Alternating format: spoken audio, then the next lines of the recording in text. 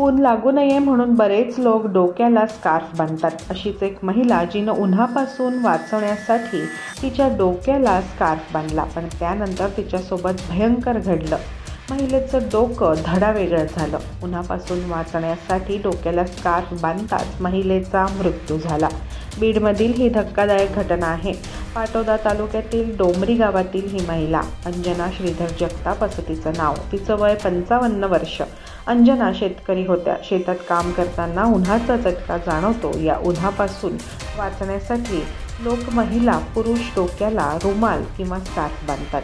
अंजनाने सुद्धा डोक्याला स्कार्फ बांधलेला होता, पण तो तिच्यासाठी जीवघेणा ठरला. डोंबरीत शेतकरी सध्या ज्वारी, गहू, हरभऱ्याचे खळे करण्यात व्यस्त आहेत. यासाठी मळणी यंत्र लावले जातात. अंजना सुद्धा तिथेच काम करत होती. काम करत असताना अचानक डोक्याचा स्कार्फ सुटला आणि मळणी यंत्रात ते अडकलं. वेगाने सुरू असलेल्या यंत्रणामुळे अंजना जगताप यांना त्यांनी खेचलं.